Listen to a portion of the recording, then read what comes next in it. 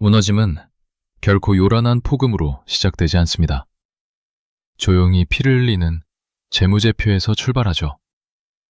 베이징의 거대한 부동산 기업들이 무너지는 소리부터 헤르손 참호 속에서 의료진마저 총을 들어야 하는 절망, 그리고 오늘 테헤란을 뒤흔든 폭발음까지, 이 모든 것은 하나의 선으로 연결되어 있습니다. 폭풍은 이미 시작되었습니다. 방관할 시간은 없습니다.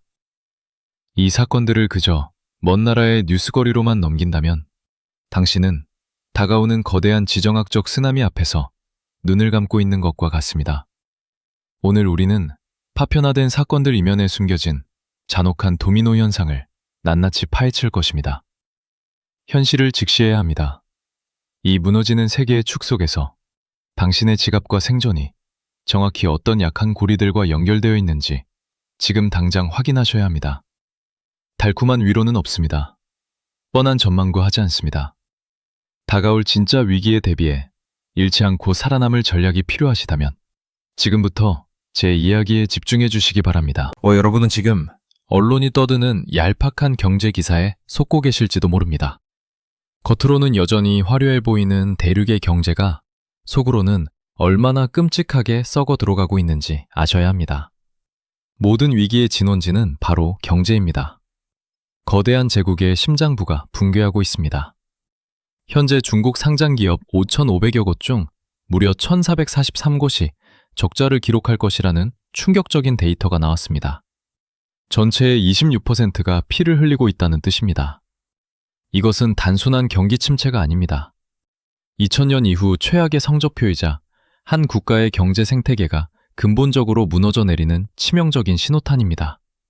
이웃나라 일본의 상황과 비교해보면 그 심각성은 더욱 명확해집니다. 같은 기간 일본 도쿄 프라임 시장의 적자 기업 비율은 단 2%에 불과했습니다. 과거 잃어버린 10년 동안 수많은 좀비 기업들이 국가 경제에 숨통을 조였던 일본의 뼈아픈 전철을 이제는 중국이 수십 배의 규모로 밟고 있는 형국입니다. 우리는 이 지표를 가볍게 넘겨서는 안 됩니다. 부동산의 끝없는 추락이 매수시장의 모든 것을 집어삼켰습니다.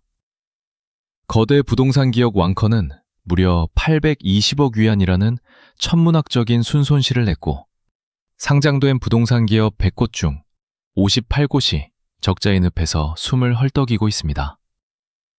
집값이 폭락하니 사람들은 지갑을 굳게 닫아버립니다. 내수 소비의 붕괴는 필연적인 인과관계입니다. 가구 유통업체 흥싱 메이카이룽은 200억 위안을 허공에 날렸고 배영마트 융후 이차오스는 무려 380개 매장의 문을 닫으며 20억 위안의 피눈물을 흘렸습니다. 그럼에도 불구하고 지도부는 소비 진작이라는 근본적인 치료 대신 생산 설비와 기술 투자라는 엉뚱한 곳에만 돈을 쏟아붓고 있습니다. 춘절 연휴를 9일로 늘리며 소비를 유도하는 얄팍한 수를 썼지만 얼어붙은 서민들의 생존 본능을 이길 수는 없었습니다. 소득이 늘지 않고 미래가 암담한데 도대체 누가 돈을 쓰겠습니까? 핵심은 미국의 제재나 외부의 압박이 아닙니다. 내부에서부터 골마 터진 신용 경색과 소비 침체라는 불치병이 제국의 심장부를 멈추게 하고 있는 것입니다. 경제의 모세혈관까지 마비된 상태에서 국가의 화려한 구호는 그저 공허한 메아리에 불과합니다. 가장 두려운 진실은 이 거대한 붕괴가 결코 그들 영토 안에서만 끝나지 않는다는 사실입니다. 세계의 공장이자 반미연대의 핵심 자금줄 역할을 하던 맏평의 금고가 텅 비어가고 있습니다. 내부의 치명적인 위기를 외부의 긴장으로 돌리려는 가장 위험한 유혹이 시작되는 지점이 바로 여기입니다. 맏형이 혹독한 기아에 허덕이기 시작할 때 그토록 끈끈함을 과시하던 피를 나눈 형제들은 결국 가장 손쉬운 사냥감으로 전락하기 마련입니다. 혈맹이라는 단어의 실체를 철저하게 의심하셔야 합니다. 국제정치에서 영원한 형제란 존재하지 않습니다. 철저한 이익의 교환만이 있을 뿐입니다. 많은 분들이 두 국가를 끈끈한 반서방 연대로 묶어서 생각하시지만 실상은 벼랑 끝에 몰린 동맹의 피를 빨아먹는 잔혹한 착취 구조에 가깝습니다. 현대전의 승패는 전자전에서 갈립니다. 기존의 무선 전파를 이용한 드론은 적의 교란 공격에 너무나 쉽게 무력화됩니다. 그래서 전파 방해를 완벽하게 무시하고 목표물에 정확히 타격할 수 있는 광 케이블 드론이 전장의 판도를 바꾸는 절대적인 생명줄로 떠올랐습니다. 이것은 단순한 무기 업그레이드가 아닙니다. 전파가 끊기는 순간 부대 전체가 몰살당할 수 있는 현대전에서 광 케이블은 군인들의 목숨과 직결된 절대적인 생존 필수품입니다. 그런데 지난해 5월, 러시아 유일의 광 케이블 생산업체인 사란스크의 공장이 우크라이나의 공격으로 완전히 파괴되었습니다. 러시아 군수산업의 치명적인 아킬레스건이 끊어진 것입니다. 당장 전선에서 쓸 드론의 눈과 귀가 멀어버릴 위기에 처하자 러시아는 다급하게 중국으로 손을 뻗었습니다. 형제국가라면 이 절체절명의 위기에 구원의 손길을 내밀었을까요? 천만의 말씀입니다. 그들은 러시아의 절대적인 의존성을 철저하게 돈벌이 수단으로 악용했습니다. 2025년 초 킬로미터당 16위안이던 광 케이블 가격은 연말에 25위안으로 뛰더니 2026년 1월에는 무려 40위안까지 폭등했습니다. 무려 4배 가까운 경악스러운 폭리입니다. 게다가 공장들은 이제 극도로 궁지에 몰린 외국 고객들에게 전액 선불 결제만을 요구하며 목줄을 강하게 쥐고 흔들고 있습니다. 러시아는 울며 겨자 먹기로 전 세계 광 케이블 생산량의 10%에 달하는 6천만 킬로미터를 사들여야만 했습니다. 그 결과 국경에서 25km 떨어진 곳까지 드론을 날려보낼 수 있게 되었지만 그 대가는 너무나 가혹했습니다. 동맹이라는 가면을 쓴 채 위기에 빠진 파트너의 등골을 빼먹는 것이 바로 냉혹한 지정학의 현실입니다. 치솟는 전시물가와 끊임없는 착취는 거대한 전쟁 기계를 극도의 탈진 상태로 몰아넣고 있습니다. 국가의 자원이 바닥나고 전쟁의 광기가 극에 달할 때 군 수뇌부는 가장 비이성적이고 미친 결정들을 내리기 시작합니다. 기계가 멈추고 자금이 마르면 결국 그 끔찍한 빈자리를 채우는 것은 가장 연약한 사람들의 피와 살점입니다. 여러분은 군사 강국의 붕괴가 어떤 모습일지 구체적으로 상상해 보셨습니까? 저 역시 한때는 압도적인 화력과 거대한 군함만이 전쟁의 승패를 결정짓는다고 순진하게 믿었습니다만 헤르손 전선에서 들려오는 현실은 제가 가진 상식을 완전히 박살냈습니다. 경제의 동맥이 끊기고 후방의 지원이 마르면 군대라는 거대한 기계는 가장 연약한 인간의 뼈와 살을 갈아 넣어 그 공백을 메우기 시작합니다. 지금 러시아 지휘부는 심각한 인력 부족을 견디다 못해 물리치료사, 의료진, 간호사들마저 소총을 쥐어 최전방 참호 속으로 사진에 몰듯 밀어넣고 있습니다. 생명을 살려야 할 손으로 방아쇠를 당겨야 한다면 과연 그 군대를 정상적인 조직이라 부를 수 있습니까? 우크라이나의 끊임없는 드론 공격으로 전방 25km 이내에서 사상자가 매일같이 속출하고 있습니다. 하지만 이제 그들을 치료하거나 후방으로 대피시킬 의료 인력조차 씨가 말라버렸습니다. 기본적인 지혈조차 받지 못한 채 전장 한가운데서 방치되는 병사들의 원망과 절망을 상상해 보십시오. 점령지인 헤르손에서 단기 훈련만 받고 강제로 전선에 끌려간 인원만 5,000명에 달합니다. 우크라이나 파르티잔 아테시의 보고에 따르면 부대 내부는 이미 극도의 혼란에 빠졌고 전투원과 비전투원의 경계마저 무너져 내렸습니다. 그리고 더 끔찍한 사실은 이 붕괴가 육지에만 국한되지 않는다는 점입니다. 이제 눈을 바다로 돌려 흑해의 상황을 살펴보겠습니다. 첨단 신호정보 수집함인 이반 후르스함의 비참한 몰골은 한때 흑해를 호령하던 막강한 함대의 자존심이 어떻게 무너졌는지 보여주는 완벽한 축소판입니다. 2023년 5월 우크라이나의 해상 드론 공격을 받고 세바스토폴 항구에 처박힌 이 배는 벌써 2년째 단 한 번도 바다로 나가지 못하고 흉물스러운 고철 덩어리로 썩어가고 있습니다. 러시아가 서방의 군사 레이더망을 추적하기 위해 야심차게 기획했던 4,000톤급 첨단 자상이었지만 이제는 꼬리 부분이 처참하게 찢겨나간 채 항구의 골칫거리로 방치되어 있습니다. 압도적인 해군력을 자랑하던 제국이 값싼 비대칭 드론 전력 앞에서 흑해함대의 3분의 1 이상을 잃고 무기력하게 무너졌습니다. 육지의 참호에서는 의료진이 총알바지가 되고 바다에서는 최첨단 정보함이 녹슨 철창에 갇힌 신세가 되었습니다. 최전선의 돌파구가 꽉 막히고 국가의 실물 경제가 완벽하게 메말라 버렸을 때 이 거대한 제국과 어둠의 세력들은 결코 이대로 순순히 항복하지 않습니다. 그들은 텅 빈 국고를 채우고 전쟁이라는 괴물에게 먹이를 주기 위해 현실의 전장을 넘어 보이지 않는 사이버 공간에서 새로운 사냥감을 뜯어먹기 시작했습니다. 여전 전쟁 자금이 오직 국가의 세금과 합법적인 무역으로만 조달된다고 믿고 계십니까? 저도 예전에는 국제 금융 시스템의 감시망이 그토록 허술할 줄은 미처 몰랐습니다. 하지만 현실의 지정학적 생존 게임은 우리의 상상을 초월할 정도로 어둡고 교활하며 피비린내가 진동합니다. 실물 경제가 분배하고 있습니다. 전통적인 무역 통로마저 완벽하게 막혔습니다. 무너져가는 체제를 유지하기 위해 그들은 결국 지하세계의 검은 돈에 필사적으로 매달릴 수밖에 없는 것입니다. 최근 미국 연방검찰과 FBI가 주도하는 특별합동 태스크포스가 무려 5억 8천만 달러에 달하는 막대한 가상화폐를 전격적으로 동결하고 압수했습니다. 이것은 단순한 금융범죄 단속이 절대 아닙니다. 동남아시아의 미얀마, 캄보디아, 라오스 깊숙한 곳에 또아리를 튼 중국계 초국가적 범죄 조직들의 숨통을 끊어버린 거대한 금융전쟁의 핵심적인 일부입니다.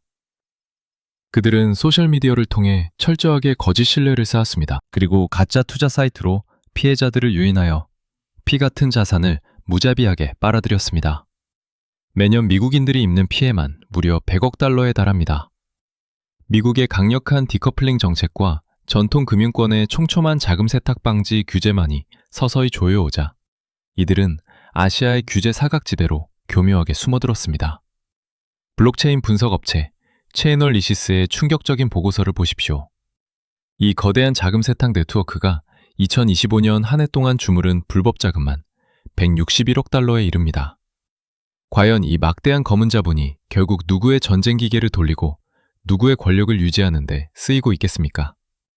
미국의 이번 조치는 자국민의 재산을 보호하는 것에 넘어섭니다.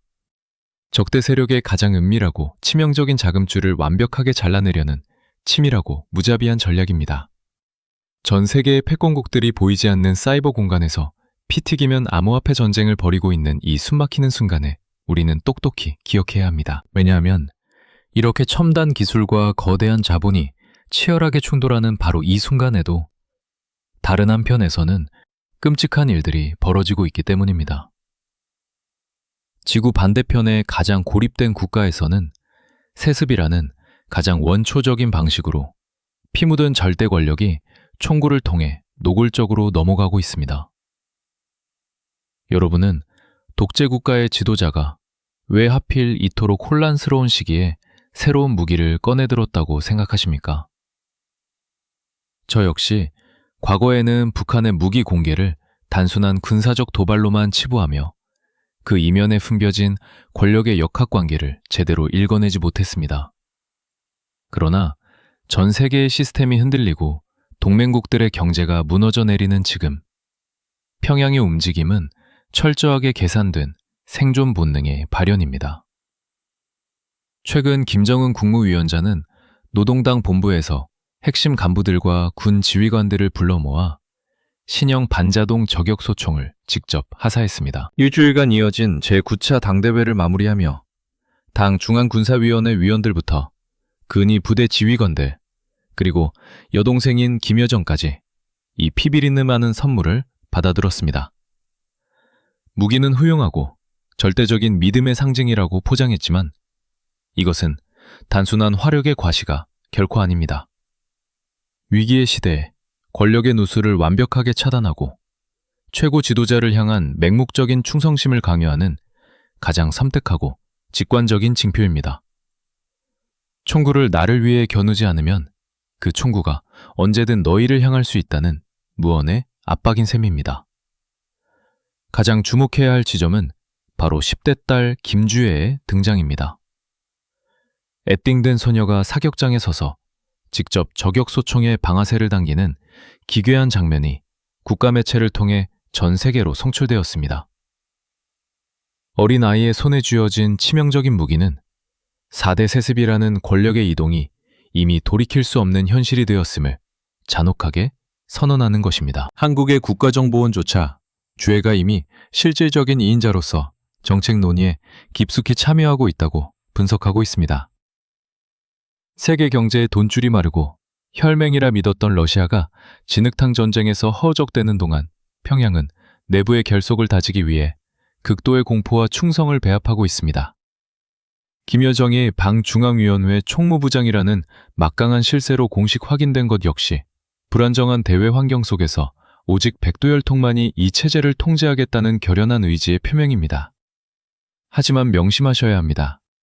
평양의 이러한 기괴한 사격 시범과 연령식은 결국 다가올 거대한 폭풍에 대비해 내부에 걷잡을 수 없는 두려움을 감추려는 절박한 몸부림일 뿐입니다.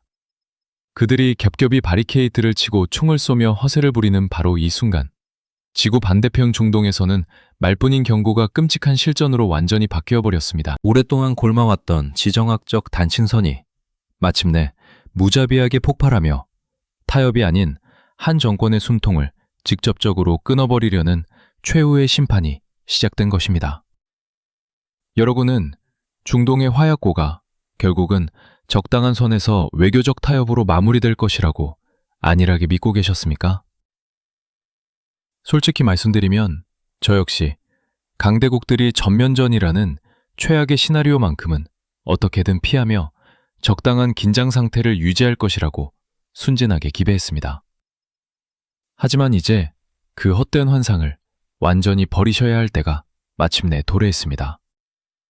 오늘 이스라엘과 미국이 연합하여 이란의 심장부 테헤란을 직접 타격하며 돌아올 수 없는 강을 건넜습니다. 이것은 단순한 군사시설을 겨냥한 경고성 공격이 아닙니다. 이란 대통령궁 시설이 직접적인 목표물이 되었습니다. 과거 서로의 체면을 세워주던 제한적인 보복 타격과는 근본적으로 차원이 다른 움직임입니다. 이스라엘 카츠 국방장관은 국가 비상사태를 즉각 선포했고 이스라엘 전역에 사이렌이 울려 퍼지며 시민들은 방공호로 숨어들었습니다. 이제 미국은 더 이상 하메메이 정권과 얄팍한 타협을 할 생각이 추호도 없습니다. 린지 그레이엄 상원의원의 단호한 발언을 주목해 보십시오.